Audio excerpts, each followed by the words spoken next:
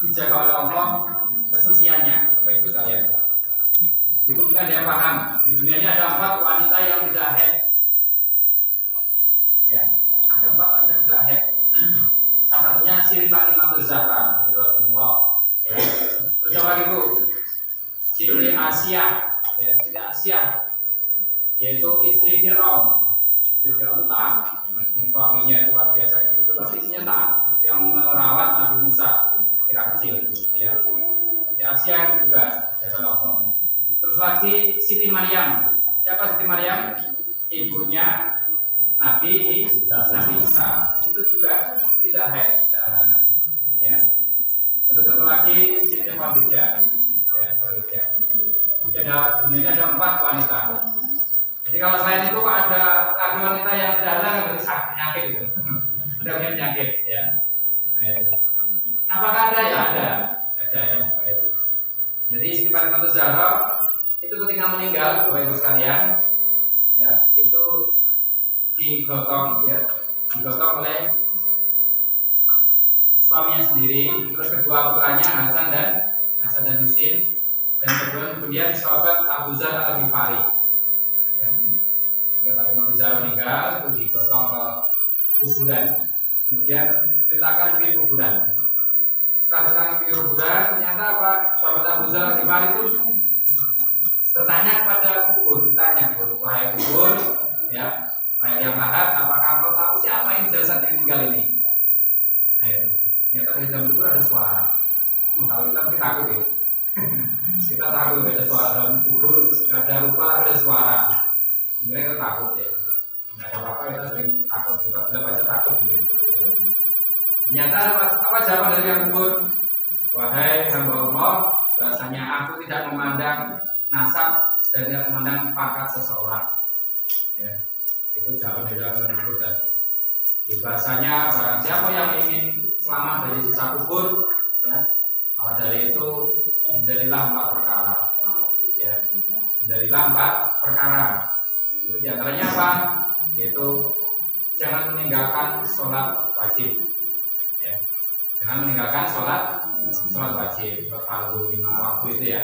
Jadi mari kita jaga sholat kita yang jangan sampai kita tinggalkan, meskipun ya kita semua punya kesibukan kondisi apapun, harapannya jangan sampai ditinggalkan.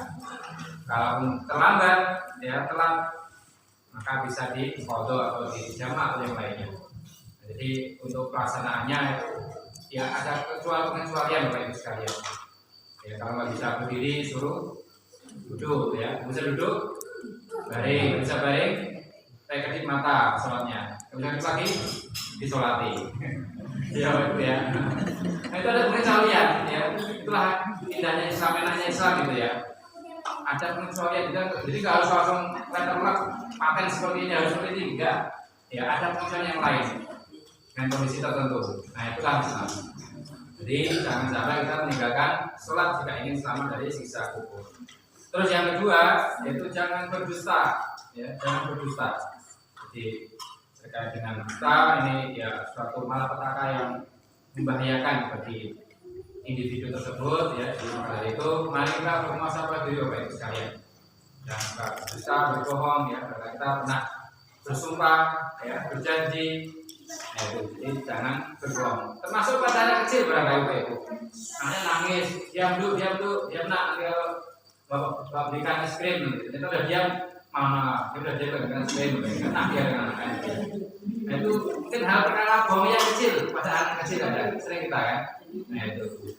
Besok Selasa belikan mainan di pasar, ya. Sampai di pasar udah beli cabai, beli lupa, udah habis uangnya nak. Tanya nabi itu masih nangis. Nah itu termasuk hal berbohong yang kecil, termasuk pada anak kecil. Ya. Itu anak terekam Bapak Ibu sekalian. Ya. Jadi anak kecil itu merekam. Ya makanya Bapak Ibu sekalian, satu perilaku itu lebih utama daripada 100 perintah nasihat. Nah ini Bapak Ibu sekalian ya diterapkan. Contoh Bapak Ibu nyuruh anaknya, ayo nak sholat, ayo nak sholat maghrib senang. Bapak Ibunya nonton TV main HP. Kira-kira anak di mana? Pola pikirnya. Apa aja lah sholat kok nonton TV gitu ya main HP. Nah itu. Tapi kalau ayo nak kita sholat bareng-bareng diajak, nah itu akan mengenal Bapak Ibu sekalian. Jadi 1000 nasihat kalau hanya perintah saja tidak akan berjalan anak itu. Tapi kalau diajak, ayo bareng-bareng berikan contoh, ya anak akan merasa, ya. Nah itu. Jadi alhamdulillah saya itu punya anak umur 6 tahun TK ya. Sampai hari ini tadi masih puasa setiap hari.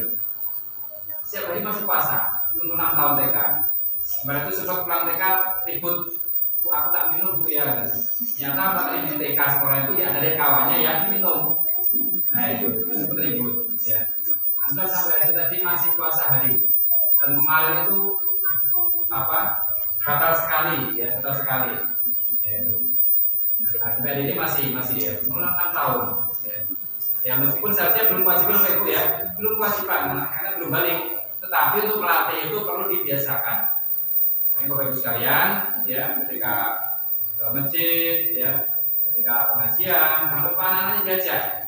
Jangan lupa anak-anaknya diajak, prabunya diajak. Ayo nak ikut pengajian masjid, ya jangan lupa. Karena itu adalah tanggung jawab orang tua. Ya Bapak Ibu sekalian, kita nggak bisa masuk surga sendiri, nggak bisa Bapak Ibu. Ya. Kita tuh nggak bisa masuk surga sendiri, nggak bisa. Masuk surganya bareng-bareng. Makanya saling mengingatkan, saling ngajak seperti itu.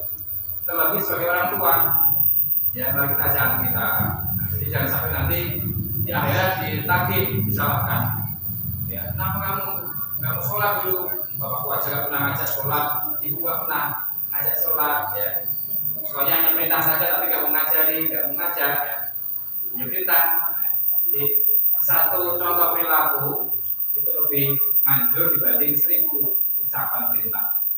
Nah itu ya, itu yang anak-anak biasanya diperhatikan. Ya. Nah, itu baik sekalian. Jadi yang kedua, maka jangan suka berdusta atau berbohong atau sumpah palsu. Ya itu makanya kita muhasabah diri kita masing-masing. Terus yang ketiga yaitu mengadu domba. Ya, mengadu domba. Jadi jangan suka mengadu domba. Itu akan menjadikan siksa kubur. Ya. Jadi contoh pada bilang si A, ya, oh si B ini orangnya gini, bilang si B lagi si A ini gini, sehingga A dengan B ini saling ribut gara-gara ucapan kita. Itu naudzubillah min dzalik Bapak Ibu sekalian ya. Seharusnya kita bahkan salah satu boleh bohong itu tadi itu, ya boleh kita berbohong yaitu apa? Untuk mendamaikan dua orang yang selisih Bapak Ibu. Itu kita boleh bohong. Ya, bilang aja, oh, siapa yang bilang kamu itu bilang orang itu si B bilang A gini, enggak ada si B itu bilang kamu gini, bilang lagi si A enggak ada si B itu bilang kamu gini, enggak ada, sehingga dua hanya berdamai. Itu kita diperbolehkan bohong itu hanya karena untuk mendamaikan orang yang berselisih. Nah, Bapak Ibu sekalian ya. Jadi itu mari kita lakukan dan sampai ucapan kita menjadikan orang ya bertikai ya. Yang kemarin kejadian di berita ramai itu siapa? Ini sekarang kemarin masih masalah itu ya. Siapa itu David? Siapa itu yang cerita itu ya? Nah itu anaknya seorang pegawai pajak atau apa itu yang menganiaya. Nah itu sampai koma berhari-hari. Nah, ini masih kemarin disidang lagi penjara. Itu gara-gara informasi dari ceweknya itu kan, ceweknya ya. Menyatakan bahwa saya ini katanya entah kemana menyakiti perasaan kemana. Hingga lapor pada cowoknya nanti main diajar si David ini sampainya koma. Itu gara-gara tadi ya, gara-gara adu domba tadi. Nah, seharusnya si cewek ini bisa meredam dan sampai dari pertengahan seperti itu ya bisa. Nanti saya hormati yang keempat ya, sebagai terhindar dari sisa kubur maka ya menjaga najis dari air seni loh itu sekalian. Ini penting ya. Jadi harap berhati bisa menjaga najis dari air seni. Apa air seni Bu? Air kencing ya. Air kencing itu hati-hati ya. Itu menjadikan sisa kubur. Dalam kitab dikisahkan Bapak Ibu sekalian, suatu ketika Rasulullah dengan para sahabat itu berjalan. Ya dalam perjalanan siang hari, tiba-tiba Rasulullah itu berhenti. Rasul berhenti sehingga Rasul itu misah dari rombongan para sahabat tadi, lari mendekati balik bukit. Sehingga para sahabat kaget heran, mau kemana Rasulullah? Tiba-tiba kaget lari mendekati balik bukit. Setelah itu para sahabat ini kejar juga Rasulullah. Setelah itu Rasul mendekati ternyata di balik bukit ada makam Bapak Ibu. Ada makam yang lagi disiksa dalam kubur itu, merintih-rintih minta tolong. Ya, itulah Rasulullah, ya Rasulullah. Bukan Rasulullah aja, bahkan apa ya? Termasuk Pak D kami di Jawa dulu ada masuk ke orang kiai Pak D Amin Dimyati itu punya kelebihan, punya karomah bisa mendengar siksa kubur. Jadi cerita Pak Yai Afif itu pernah cerita. Jadi karena termasuk Pak D itu paling dekat dengan Pak Yai Afif. Dan Pak D itu termasuk juga ya seorang kiai juga dukun sunat zaman dulu itu, dukun sunat. Ya, dukun sunat.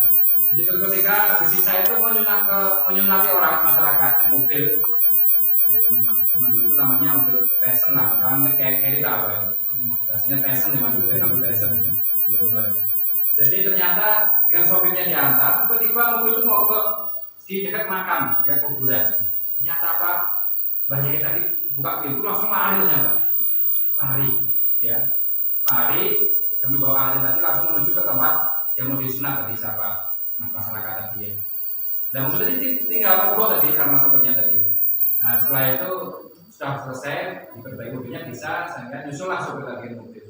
Kemudian sopirnya nanya, Mbah Yai tadi kenapa kok lari?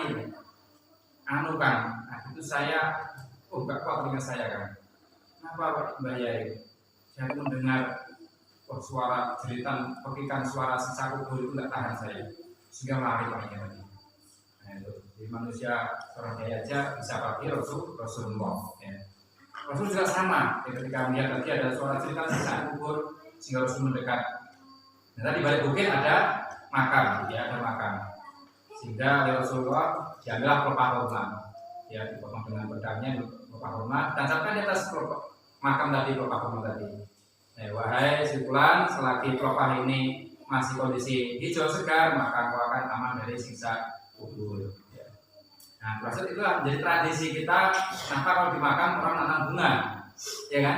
Nanam bunga. Itulah solusi kenapa orang masyarakat tanam bunga di pemakaman di kuburan itu bisa dari Rasul tadi ya menancapkan pelepah di itu tadi sehingga para sahabat kaget ya Rasulullah ini makan siapa ya Rasul ya Rasul ini makan siapa kok engkau menasihkan rumah kenapa wahai sahabat ketahuilah bahasanya si ini orang yang meninggal ini ya ahli kubur ini sekarang lagi disiksa luar biasa dia karena kesalahannya tidak bisa menjaga najis dari air seninya. Nah itu ya, makanya kalau buang air ya harus berhati-hati ya. Bahkan waktu pernah ngaji dengan Mbah Yai itu juga itu, bahkan sampai pelatihan apa bahasanya? Pelatihan juga ya sih. Kalau bersihkan mungkin masih besar lah. Ya kayak embun tuh, embunnya tuh. Kalau buang air Mbah Yai gitu. Pelatihannya itu, ya kalau bersihkan masih besar, jadi ya kayak embunnya tuh. Nah itu bisa menjadikan sisa kubur. Makanya pentingnya kita semuanya bagi sekalian untuk menjaga perhatian dalam ya dari najis air dan seni ya. Di kadang ya saya sendiri juga merasakan kadang perasaan sudah selesai kecil itu sudah selesai gitu kan.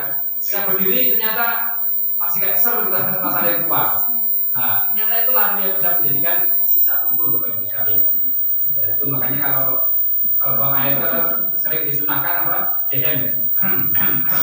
Biar tuntas tas. Kenapa tadi? Karena kan masa udah pada selesai lah kencingnya. Pas berdiri ada tekanan ternyata sehingga masih keluar kesel gitu ya. Nah itu bisa menjadikan sisa kubur Bapak Ibu sekalian. Ya. Makanya hati-hati. Dan kalau nasi seperti itu kira-kira nanti sholatnya sah nggak? Bukan nggak sah, najis ya. Nah itu. Nah, jadi saya hormati, nah, jadi pentingnya kita Bapak sekalian ya menjaga dari perkara-perkara yang menjadikan sisa kubur. Nah ini jamaah rahimakumullah, selanjutnya ini terkait dengan program-program pemerintah ya terkait dengan agama. Nah ini beberapa waktu yang lalu ya ini masih terkait dengan moderasi beragama Bapak Ibu sekalian. Dan agama yang terkait KUA kami dari Minggu menyampaikan kepada masyarakat terkait dengan apa program pemerintah moderasi beragama. Apa itu moderasi beragama? Yaitu cara pandang ya seorang hamba ya terhadap agamanya. Maksudnya diharapkan tujuannya apa? Ada beberapa ciri khas dari moderasi beragama. Jadi Jadi pemerintah itu mengharapkan kita itu menjadi masyarakat yang moderat. Moderat itu apa artinya? Yaitu ambil jalan tengah, Bapak Ibu sekalian. Jangan terlalu ekstrim, radikal, bahaya. Contoh negara mana itu? Pakistan, Afghanistan ya. Nah itu radikal. Ya. Yang sekarang Irak itu hancur negaranya gara-gara ada kelompok radikal. Atau paham kiri, liberal. Ya, liberal itu juga kebanyakan. Ya, kayak negara-negara itu liberal. Saat ini Bapak Ibu sekalian, Timur Tengah banyak yang mengadopsi paham liberal sekarang itu. Masuk pada yang pernah uji gempa kemarin itu, bencana. Turki, negara Turki itu sekarang banyak juga mengadopsi liberal. Turki itu negara Islam ada. Ternyata kafe itu sudah banyak di Turki itu. Dan tempat diskotek itu. Turki adalah negara Islam, ya. Dan negara kita negara Islam, ya, negara yang toleransi, ya. Jadi saling menghormati. Nah, jadi Bapak Ibu sekalian, harapannya kan jadi masyarakat yang moderat, yang sedang. Nah itu jangan terlalu keras, nggak baik, terlalu radikal, ekstrim, atau terlalu liberal, bebas juga nggak boleh, ya, bahaya. Nah itu. Terus lagi ciri moderasi itu yang adalah taat konstitusi, Bapak Ibu. Nah, kita sama saja juga kita menjaga kita agama. Jadi kalau kita taat konstitusi itu apa? Pemerintahan. Mungkin di sini ada Pak Kadus, ya Pak RT, ya kita harus taat itu sebagai pemerintah di daerah kita. Ya, yang kan dijelaskan kan, atau Umar atau Rasul oleh Amri minggu tanpa Allah atau Rasul dan pemimpin di antara kalian. Kalau di tingkat RT ya Pak RT, Kadus ya Pak Kadus. Kita harus taat. Kalau Pak Kadus mengumumkan besok minggu kita wayang ya sudah kan. Kalau kita orang yang beriman, nah itu di sini pemerintah mengharapkan menjadi masyarakat yang moderat. Toleransi, sebenarnya toleransi ya, saling menghormati. Jadi jangan suka menyalahkan ya. Bapak Ibu mungkin lihat dulu berita yang ramai atau belum lama ini lah kemarin Bali itu ya, pas awal puasa itu kan hari raya Nyepi. Dan masyarakat yang tidak bisa menghormati agama lain sehingga mereka bahkan malah berfoya-foya di jalanan ya, itu tidak toleransi ya artinya ya.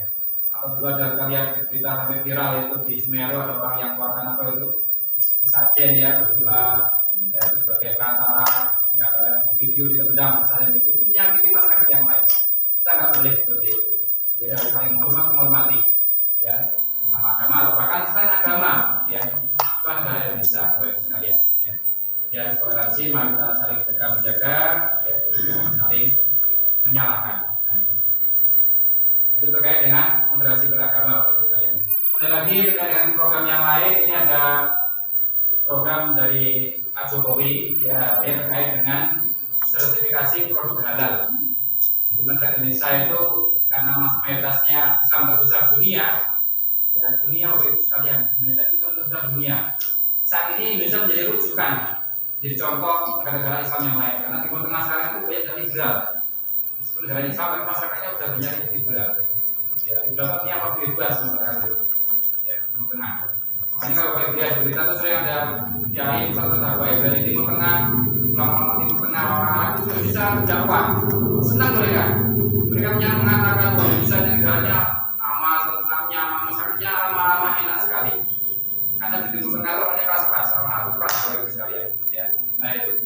Jadi kita ambil contoh, ini terkait dengan produk halal. Jadi penting sekali. Jadi tujuan Pak Jokowi melalui agama itu melindungi masyarakat dari produk-produk yang haram Bapak Ibu sekalian. Ini harus kehadiran kita semuanya. Kemarin sebelum puasa itu ditemukan di mana itu di Pekanbaru sosis babi, ya, kemas impor itu di gudang semua berapa kontainer miliaran nilainya. Ya, dari luar negeri itu masuk. Bungkusannya kemasannya ya ternyata tidak nampak. Ini kalau dipasarkan ke masyarakat nggak tahu. Anak tahunya enak aja ya, sosis kalau dibungkus ternyata bahan bakunya dari barang yang haram. Nah itu. Terus beberapa tahun yang lalu di Jogja kejadian juga di Jogja itu, ya ada bakso werok, tahu werok? Nah itu tikus saya, paham. Kalau di kota ada tikus yang segede kucing itu ya. Nah werok juga ini. Nah itu kejadian di Jogja itu kebongkar. Ada bakso namanya ya baloknya dari tikus ternyata.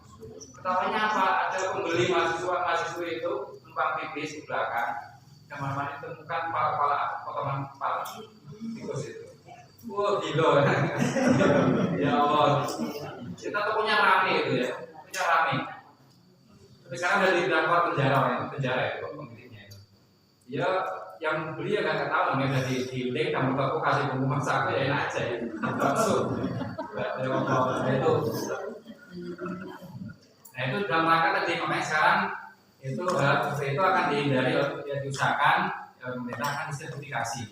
Ya harapannya nanti sertifikasi halal, semoga saya pribadi kemarin lulus ikut pelatihan juga sebagai pendamping produk halal.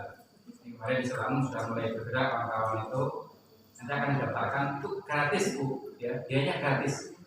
Kalau Bapak Ibu lihat jajanan yang di roti itu ada kemasan halal MUI itu puluhan juta bayarnya. Ini khusus untuk masyarakat UMKM, bisa menengah kecil menengah ke bawah. Itu gratis dari pemerintah, nanti kami biasanya mendampingi ya. Jangan kami survei nanti, ya survei contoh PPTP, bahan bakunya apa, gimana cara prosesnya, saya atau enggak, halal atau enggak. Nah, termasuk ini PR Ibu juga, ya harapannya bisa hati-hati. Contoh beli ayam, ya di pasar beli ayam, dan juga ini non muslim.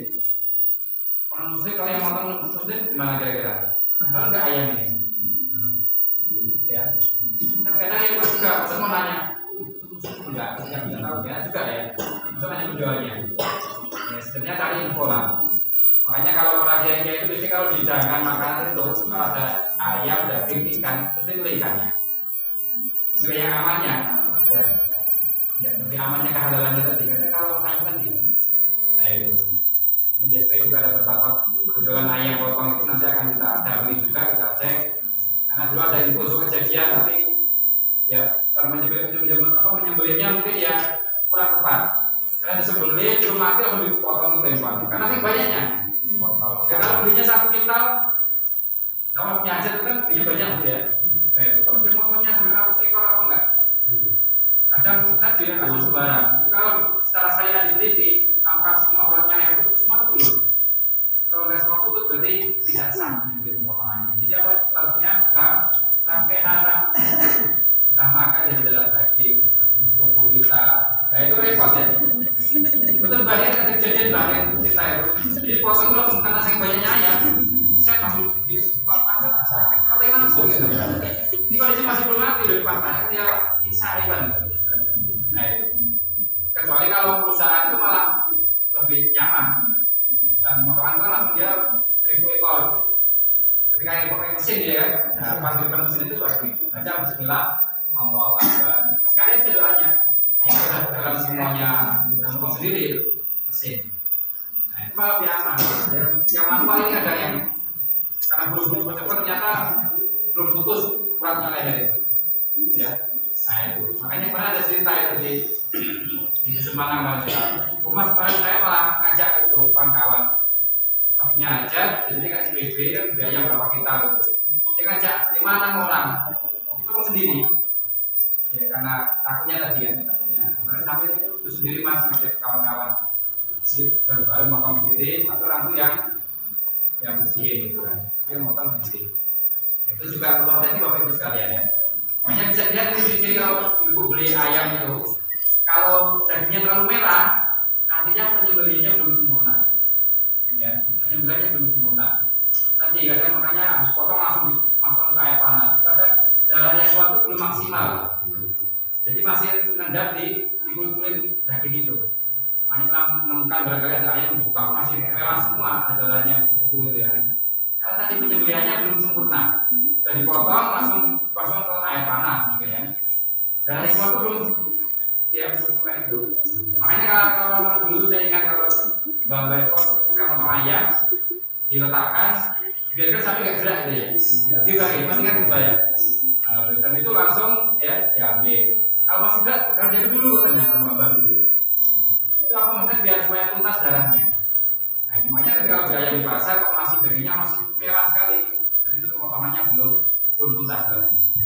Atau kalau dagingnya biru, berarti ayam tiran itu ayam bangkai. Hati-hati.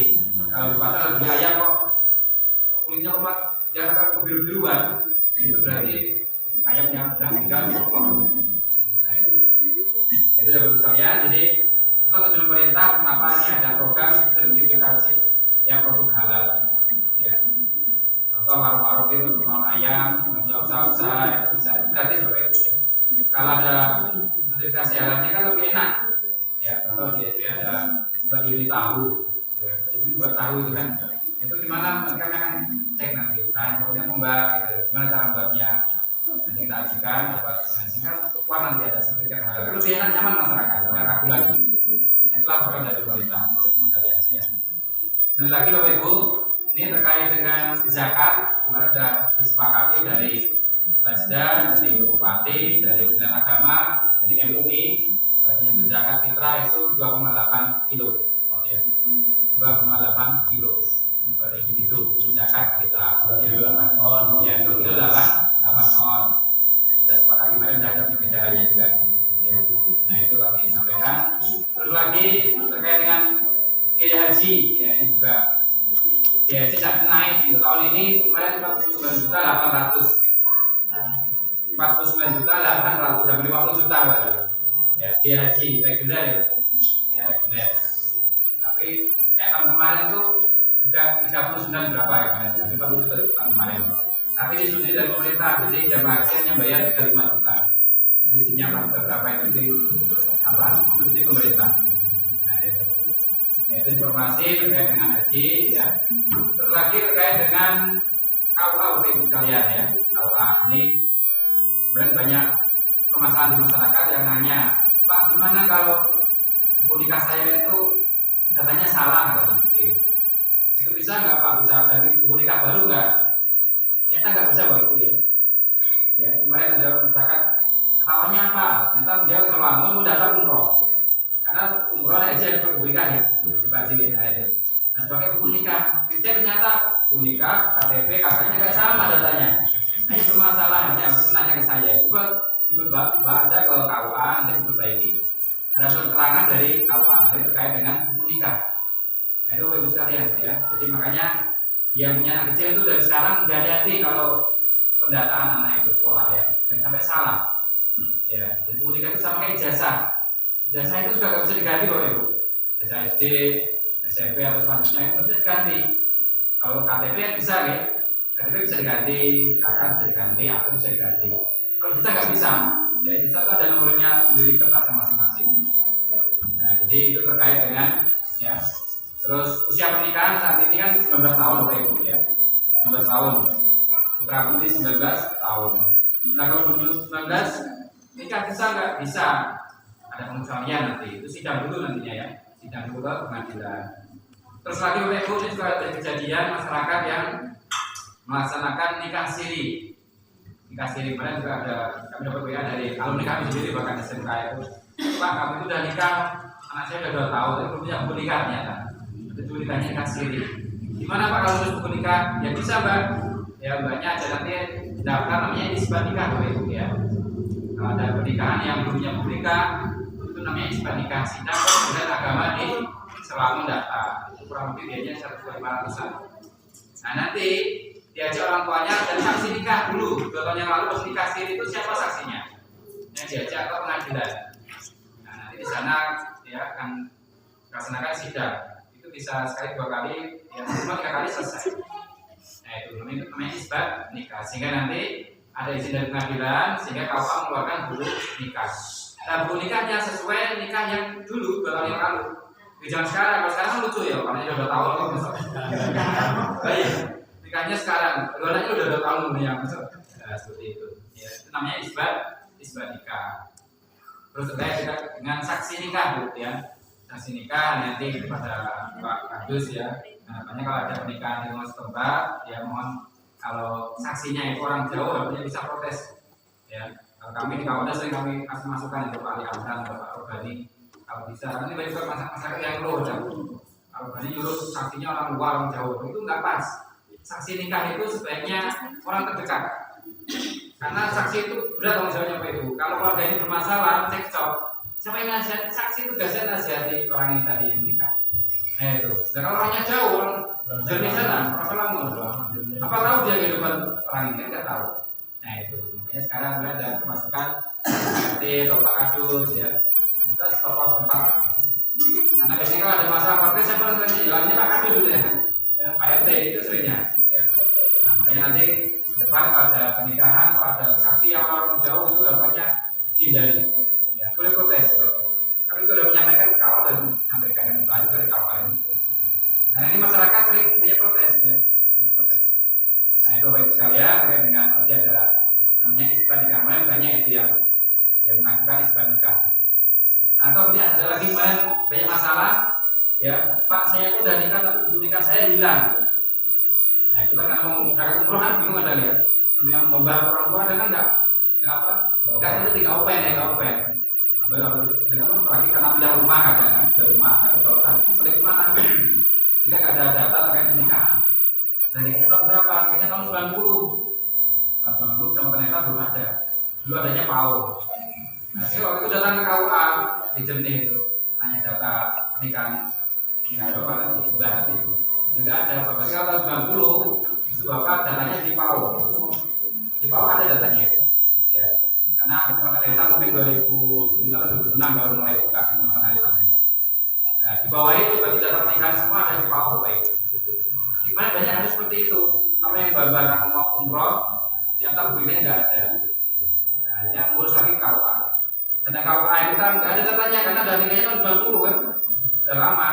Nah, data di bawah 2005 atau 2006 ketika kecamatan dibentuk itu di PAU semua datanya. Itu bagus sekalian ya, yang saya hormati terkait dengan informasi dari dan agama atau KUA yang jadi mari bersama-sama yang harapannya kita bisa mentaati peraturan yang ada di pemerintahan di negara ini yaitu sebagai masyarakat yang taat hukum maka kita harus mengikutinya. Jadi jamaah pemuka yang saya hormati ya barangkali ini dapat disampaikan yang intinya mari bersama-sama kita jaga ya kehusukan Ramadan ini toleransi saling menghormati semua masyarakat harapannya terus jadi masyarakat yang kondusif ya aman tentram damai tidak ada apa-apa sehingga kita bisa beribadah semaksimal mungkin ya amin ya rabbal alamin. Jadi kalau dibandingkan dengan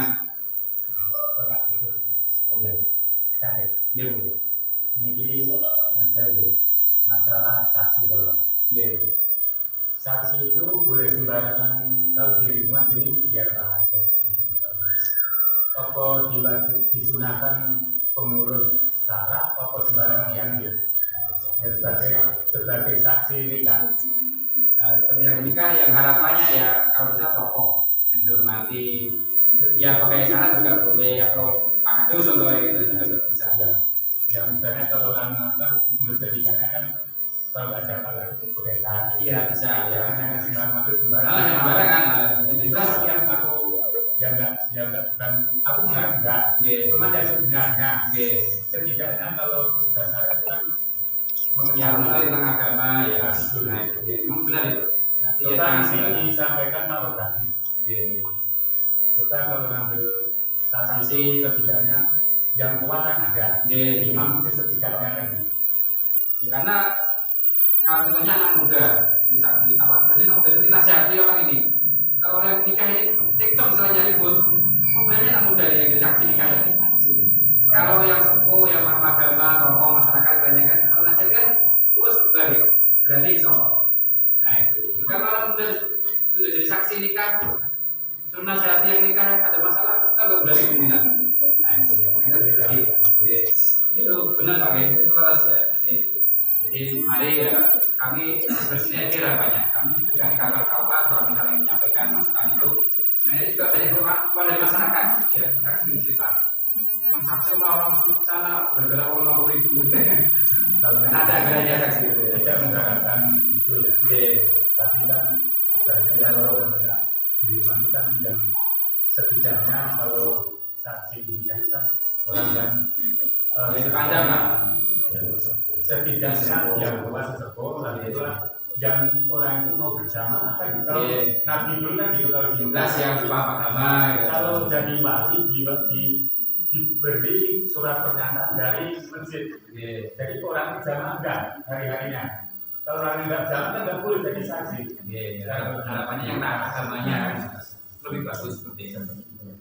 Nah itu ya baik sekalian hormati. Jadi mari sama-sama kita evaluasi, introspeksi ya. Jadi harapannya ya sinergi tadi ya antara pemerintahan dengan masyarakat ya, ini terkait juga dengan fungsi kawal tadi ya, fungsi kawal itu ternyata kawal tidak hanya fungsi masa nikah, zakat juga. Untuk zakat alhamdulillah untuk di Subang itu sudah ada pengurusnya ya, itu pengurusnya ketuanya Pak Ustadz Harmuji itu sebagai ketua OPZ.